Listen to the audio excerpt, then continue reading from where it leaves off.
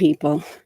Here I am in Florida, and as you can see, I titled this, which I deem appropriate, Did Charles Vallow die?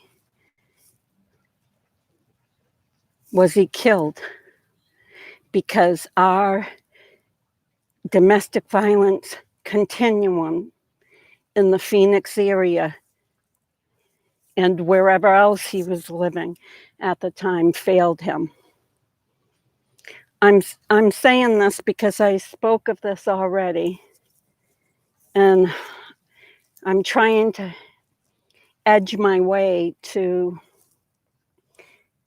telling you exactly what I think about what happened and why Charles Vallow ended up in cold blood, murdered by Lori, Alex, and any other cult member or family member that actually had involvement in setting up this murder. You know, there's tons of bits and pieces all over the place that demonstrate that there was collusion in this murder of Charles Vallow.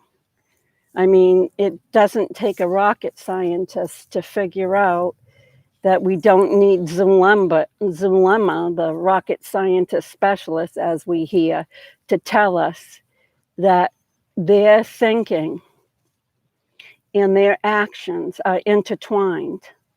They think ugly thoughts, beautiful people, very ugly thoughts.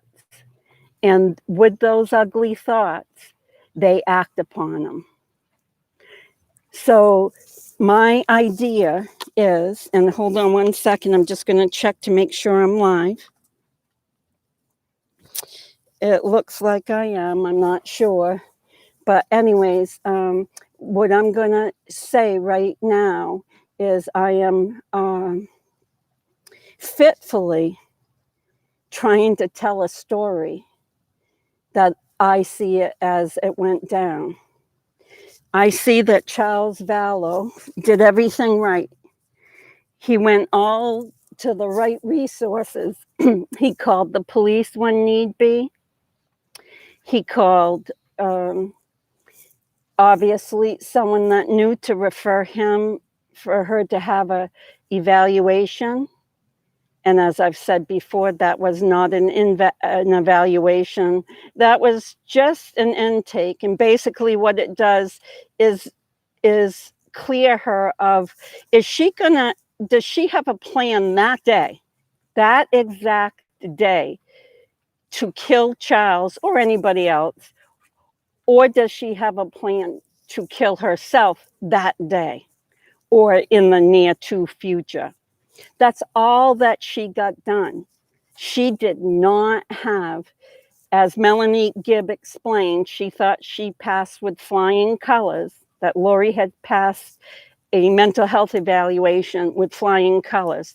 No, the only thing she passed that day was on that particular day, she did not have a plan to murder someone, or she did not have a plan to commit suicide.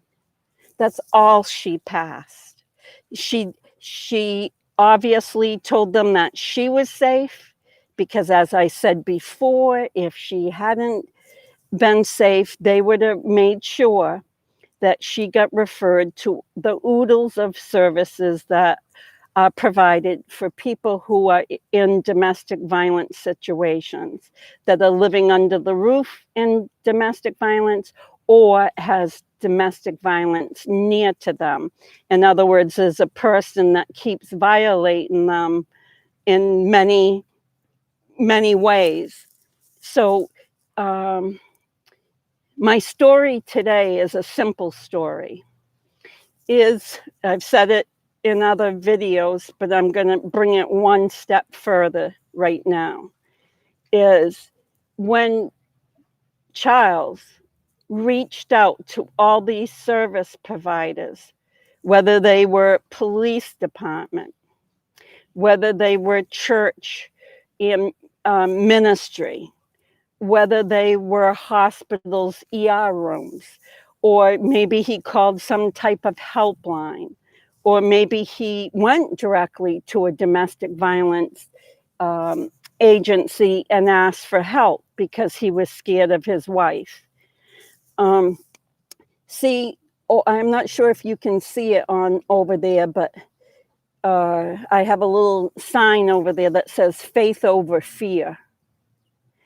How the cults, and this is what my granddaughter has educated me on, how the cults work, and whether it's a mini cult, a middle, as far as attendees go cult, or whether it's a large cult, it doesn't matter. She told me that when you're faith-based, and you have a lot of faith in Christ and whatever your religion might be, whoever your God is in your particular religion, that the cults use fear that you're going to lose that religion, or that you're going to, they insert fear that you're going to lose a family member, or you're going to lose your part in this special community that they have built. Or if you don't believe in what they're preaching to you, you're going to lose your ticket to ride. Yeah, everyone's looking for a ticket to ride to a better life. But what they do is they use fear over everything else. So if you have faith, they work on that faith to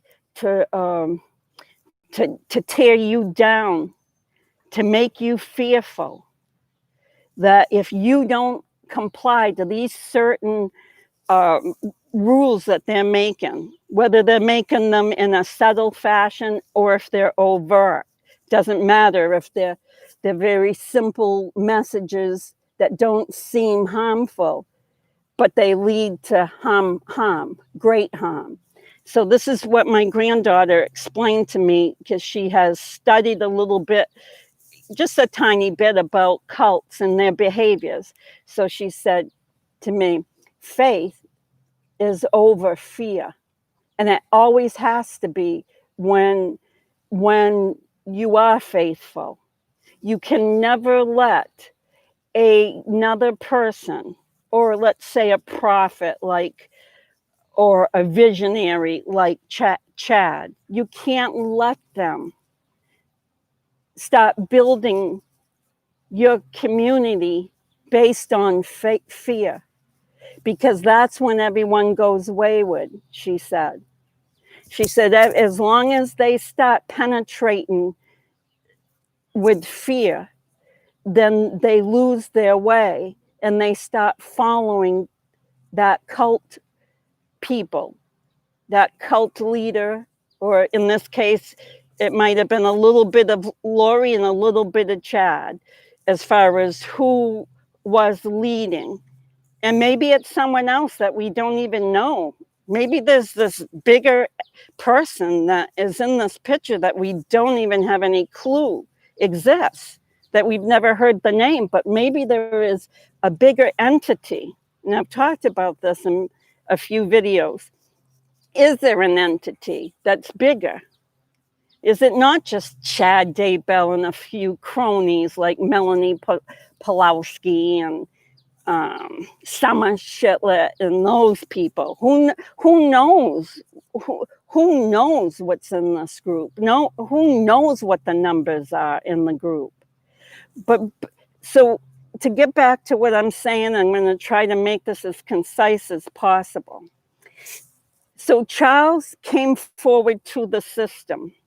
And the system, as I've said before, is supposed to wrap their arms around him. They have to say, Charles, okay, we get your picture. Yeah, you're a victim. We can't judge you because you're a man.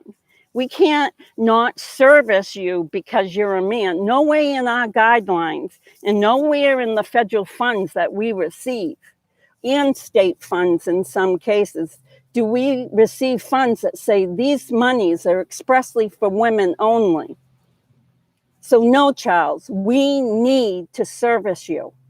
And this is what I am saying. The continuum of domestic violence services in that greater Phoenix area, or maybe it was another area. Doesn't matter where it was. They should have wrapped their arms around him by providing him with advocates.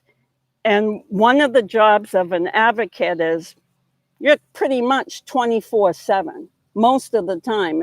If you're a dedicated advocate to a person that's being threatened to be killed, then your phone's on 24/7 for that particular victim. And this victim in this case was Charles Vallow.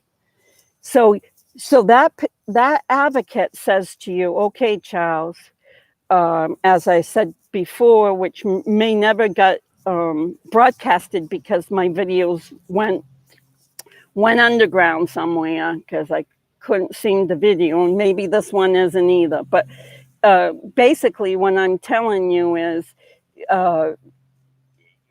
the advocate would have advised him not to go to Lori's house, not accompanied with someone. They would have advised him to meet at a public area, let's say McDonald's, let's use that for a meeting place. Go to McDonald's, sit inside, tell her to bring or in this case, I guess they were going to Burger King anyways, because that's where JJ liked his meal, or Wendy's, or whatever fast food that Lori fed him. So they could have met at that establishment. They could have met there that day on July 11th, because the advocate that Charles would have had would have been suggesting all of these to him. Resources to keep him safe. The advocate's job is never to judge what Charles's safety is. That advocate has to know, or the advocates, because he could have many, but those advocates have to know that he is in impending danger at any given time. So with that said, I want to make it clear to you that this is what this is all about. When I say the system failed Charles Vallow, that he is killed, because everyone in that continuum needed to beef him up so that he was acting and doing what was in his best protection. And that's what domestic violence agencies are funded for, to protect the victim, not to forego any services just because the person is a male. By no means is that what the agencies are for. They are expressly for people who are being violated, like Charles Vallow, we all know, is a perfect example of men that are being threatened and being psychologically tormented and being stolen from. Part of abuse is stealing, whether it's stealing your psyche or you're stealing physically from the person. We know she's stolen many forms, but it all doesn't matter, because this is where domestic violence continuum and Charles Vallow's area failed him. And this is the message. We need to honor Charles Vallow only because he is one of thousands and thousands and hundreds of thousands that get maimed, killed, or otherwise abused because domestic violence or the domestic violence continuum does not respect the idea that men can be victims. Thank you very much. Like, subscribe, and share this where you can. And I'm going to continue talking about this kind of thing, and exactly what I've said before. We need to make a Charles Vallow Day. But I think that timing needs to be very important on when that day is. And we should honor any man that has been killed or his children have been killed or maimed or otherwise hurt, because domestic violence agencies in this country do not listen to men. Thank you very much. Have a great sunny day and be beautiful people, because there's a lot of ugly out here. Thank you very much.